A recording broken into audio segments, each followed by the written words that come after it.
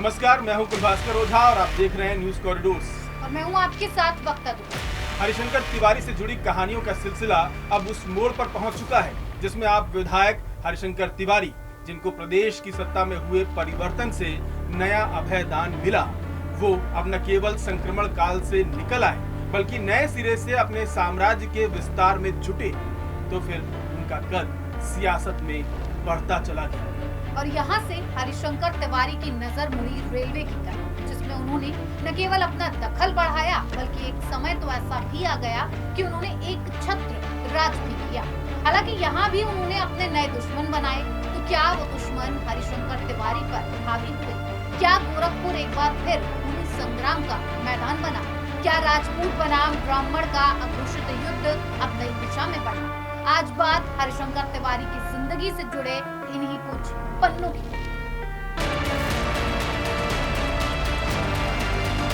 हरिशंकर तिवारी विधायक बन चुके थे। इधर जिन वीर बहादुर सिंह से उन्हें खतरा महसूस हो रहा था, वो अब सत्ता के शीर्ष से हटाए जा चुके हैं। लिहाजा एक बार उनके लिए खुला मैदान था, यानी प्रशासन और पुलिस का खतरा अब हट चुका है। एक तरफ सियासी पारी, दूसरी तरफ गोरखपुर का साम्राज्य और वर्चस्व की लड़ाई बहुत कुछ हरिशंकर तिवारी को भी तय करना था। किस सिर को पकड़ कर चले, क्योंकि अभी तक के सफर में हरिशंकर किसी मोर्चे पर कमजोर नहीं पड़े, भले ही हालात से समझौता करना पड़ा। नारायण दत्त तिवारी के मुख्यमंत्री बनने के बाद यकीनन हरिशंकर तिवारी एक सुकून महसूस करने लगे। सवाल ये था कि हरिशंकर तिवारी का अगला कदम क्या होने वाला है। गोरखपुर के जातीय संघर्ष को क्या वो अब किसी नए तरीके से डील करने वाले हैं या फिर अपने विस्तार का कोई नया कथानक लिखने वाले हैं? उधर पुलिस प्रशासन के सामने भी सत्ता बदलने से एक सवाल खड़ा था, जिस पर हरिशंकर तिवारी पर शिकंजा कसने का उस पर दबाव था। क्या वो खत्म हो जाएगा?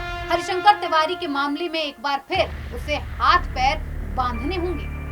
अब तक कहानी में एक बात तो साफ थी कि गोरखपुर या कहें कि पूर्वांचल में पसर चुके संगठित अपराध का मुद्दा अब प्रदेश की सियासत का सबसे बड़ा एजेंडा बन चुका था। इस पर लगाम लगाने के लिए पुलिस के हाथ मजबूत किए जा चुके थे। गैंगस्टर एक्ट ने एक बड़ा हथियार पुलिस और प्रशासन को दे दिया था। 80 का दशक तो पुलिस और माफिया के बीच की आंख मिचौली में गुजर गया। वक्त अब 90 के दशक की दहलीज पर खड़ा था। नया दशक नए बदलाव लेकर आया। सियासत में गरीब, किसान और नौजवान के साथ जय श्री राम का नया अध्याय जुड़ा। हिंदुत्व सियासत में बहस का प्रखर मुद्दा था। समाज और राजनीति को चाक की भांति ये नई खूंटी में अपने इर्द गिर्द घुमा रही थी। लेकिन गोरखपुर का अंडरवर्ल्ड अब भी अपनी शर्तों पर कायम था। अब राजनीति के अपराधीकरण के बजाय अपराध के राजनीतिकरण का दौर आ चुका था। 80 के दशक की खास बात ये थी कि इन 10 सालों में गोरखपुर के अलावा पूर्वांचल के कई जिलों में कई गुट बन गए थे और अलग अलग वजहों से उनके बीच गैंग वॉर भी शुरू हो चुकी थी। ऐसा नहीं था कि गोरखपुर के संगठित अपराध की छाया या उसके आतंक के साए से आसपास के जिलों के लोग अनजान थे, बल्कि इसकी चर्चा तो अब तक पूरे देश और दुनिया में होने लगी थी। 80 के दशक में गोरखपुर और पूर्वांचल ने अपराध का जो चेहरा देखा था, उसमें जातियों का संघर्ष तो था ही, अहम और रसूख की एक ऐसी सनक थी जिसमें खून बहाना मानो मामूली खेल, क्योंकि इन बाहुबलियों की राह में जो भी आया उसे दुनिया छोड़नी पड़ी। तो क्या अब समय आ चुका था कि कोई नया इतिहास गोरखपुर और पूर्वांचल के लिए लिखा जाए? क्या अब प्रशासन और सरकार की हनक के साथ संगठित अपराध का जो बोलबाला जारी था, उस पर पूरी तरह नकेल कस दी जाए? जितने लोग उतनी तरह की बातें, क्या आम क्या खास, हर कोई सिर्फ कयास लगाने में लगा था।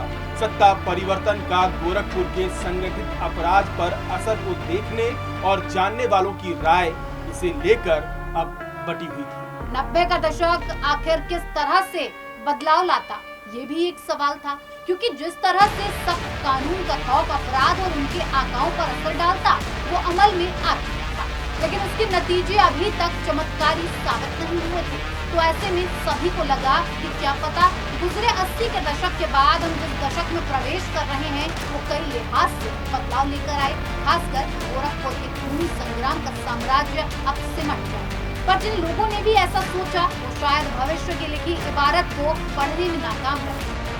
90 का दशक आते आते हरिशंकर तिवारी सियासत में स्थापित हो चुके थे और व्यावसायिक रूप से भी मजबूती हासिल कर चुके थे। अब उनका नाम रेलवे के बड़े ठेकेदारों में शुमार होने लगा था। रेलवे में ही वीरेंद्र प्रताप शाही की भी अच्छी दखल थी। राजनीति और रेलवे दोनों की ही एक समानता ये थी कि दोनों माफिया की पहली पसंद साबित हो रहे थे। रेलवे अकूत कमाई का आसान जरिया था। पूर्वोत्तर रेलवे का मुख्यालय गोरखपुर में ही था, लिहाजा इस जोन से निकलने वाले रेलवे के करोड़ों के टेंडर पर सबकी निगाहें रहती थीं। चूंकि इनके पास पैसा, सत्ता और फायर पावर का संतुलन था, इसलिए रेलवे इनकी मनपसंद चारागाह बना, जिसका एक बड़ा हिस्सा हरिशंकर तिवारी के पास था। हरिशंकर तिवारी को रेलवे के ठेकों में किसी का दखल मंजूर नहीं था। वहीं दूसरी तरफ से पेशे में भी राजपूत लॉबी के दबंग अपनी हिस्सेदारी बढ़ाने को बेताब थे। कुछ वक्त तक तो ये खींचतान दबे अंदाज में चली, लेकिन जल्द ही इसने खूनी जंग की शक्ल अख्तियार कर ली। हरिशंकर तिवारी से जुड़े लोगों को अलग अलग जिम्मेदारी दे दी गई थी। गोरखपुर के ही सतशंकर हरिशंकर तिवारी के रेलवे के काम को देखते थे। रेलवे के एक टेंडर को लेकर सतशंकर का विवाद वाराणसी के रेलवे ठेकेदार विक्रम सिंह से चल रहा था। इस विवाद में सतशंकर की हत्या हो गई, जिसका इल्जाम विक्रम सिंह पर लगा। हरिशंकर तिवारी के सहयोगी की हत्या से माहौल फिर गर्मा गया। एक लंबे अरसे के बाद तिवारी को चुनौती मिली थी और इस बार चुनौती देने वाला गोरखपुर की बजाय दूसरे शहर वाराणसी से था। हरिशंकर तिवारी इस बात से बेहद हैरान रह गए कि वाराणसी से किसी ने उनके रुतबे को चैलेंज करने की हिम्मत जुटा ली थी। गोरखपुर के दबंग नेता हरिशंकर तिवारी ने अब तक अपने दुश्मनों को बख्शा नहीं था। ऐसे में वाराणसी के विक्रम सिंह की चर्चा लखनऊ तक होने लगी। अब सबकी निगाहें इस बात पर आकर टिक गईं कि सतशंकर की हत्या के बाद हरिशंकर तिवारी क्या करने वाले हैं। तो क्या हरिशंकर तिवारी खामोश रह गए? अब तक आपने जो कुछ भी हरिशंकर तिवारी के बारे में जाना है, उसके बाद ये सवाल आपके जहन में आना लाजमी है, या फिर हरिशंकर तिवारी ने खामोशी से अपने गुस्से को जब्त कर लिया। जिस 80 के दशक में भय उनकी आंखों में पसरा था, 90 के दशक में वो भयावह होने जा रहा था, उसका अंदाजा उन्हें नहीं था। गोरखपुर में जब ब्राह्मणों की धुरी हरिशंकर तिवारी बने तो सबने यही देखा कि उन्होंने अपने दुश्मनों को बख्शा नहीं। ऐसे में वाराणसी के विक्रम सिंह, जिन पर सतशंकर की हत्या का इल्जाम लगा, क्या उन्होंने शेर की मान में अपने आप को डाल लिया था? जिस 80 के दशक में भय उनकी आंखों में पसरा था, 90 के दशक में वो भयावह होने जा रहा था, उसका अंदाजा उन्हें नहीं था। सतशंकर की हत्या के कुछ ही दिनों बाद एक रोज लखनऊ का हजरतगंज बाजार गोलियों की तड़तड़ाहट से सकते में आ गया। भरी दोपहरी कुछ हथियार बंद लोग ठेकेदार विक्रम सिंह को सड़क पर दौड़ाकर गोलियां मारने लगे। एक दो गोली लगने के बाद घायल विक्रम सिंह डीआरएम ऑफिस में घुसे और खुद को एक कमरे में बंद कर लिया, लेकिन पीछा करने वाले उन्हें छोड़ने के इरादे से नहीं आए थे। कमरे का दरवाजा तोड़कर विक्रम सिंह को गोली मार दी गई। इस घटना का आरोप हरिशंकर तिवारी पर लगा, जिसके बाद सरकार ने उन्हें टाडा में निरुद्ध कर दिया। टाडा उस वक्त का सबसे बड़ा कानून माना जाता था। यूपी में टाडा की पहचान हरिशंकर तिवारी और संजय दत्त पर लगने वाली धारा के रूप में बन गई थी। ये टाडा क्या हरिशंकर तिवारी के सामने नई मुश्किलें खड़ी करने वाला था? क्या सियासी रसूख की जो नई पारी हरिशंकर शुरू कर चुके थे, उसका अंत होने वाला था? ऐसे कई सवाल टाडा की धाराओं के बाद लोगों के जहन में चलने लगे, खासकर जो गोरखपुर के गैंग वॉर और माफियाओं के चरित्र को बारीकी से देख रहे थे। उनकी उधेड़ बुन बढ़ गई। हरिशंकर तिवारी का केस देख रहे गोरखपुर के बड़े वकील मधुसूदन तिवारी बताते हैं कि हरिशंकर तिवारी पर टाडा तो लगा दिया गया था, लेकिन कोर्ट में यूपी पुलिस उसका आधार साबित नहीं कर पाई। इससे जल्द ही सभी आरोपियों को जमानत मिल गई। विक्रम सिंह हत्याकांड में दर्ज मामला हरिशंकर तिवारी पर हत्या का आखिरी मुकदमा था। तिवारी पर अब तक हत्या के 32 से ज्यादा मामले दर्ज हो चुके थे, लेकिन बाद में वो सभी मामलों से बाइज्जत बरी हो गए। मधुसूदन तिवारी बताते हैं कि 70 और 80 के दशक में हरिशंकर तिवारी पर जितने भी मुकदमे दर्ज हुए थे, उनमें से ज्यादातर में उन पर साजिश रचने का आरोप लगा था, यानी 120 की धारा के तहत केस दर्ज हुए थे, लेकिन किसी भी मामले में हरिशंकर तिवारी को सजा नहीं हो पाई। हरिशंकर तिवारी के लिए कानूनी चुनौतियों का दौर अब वैसा नहीं रह गया था जैसे दर्ज धाराओं से अंदाजा लगाया जा रहा था। जिस कानून की किताबों के पन्ने हरिशंकर तिवारी के नाम से भरने की कोशिश चल रही थी, उन्हीं पन्नों पर वक्त ने व्हाइटनर लगाना शुरू कर दिया था। हरिशंकर तिवारी का न तो इतिहास उन्हें चुप रहने की इजाजत देता था इस मसले पर, और न उनकी जरूरत।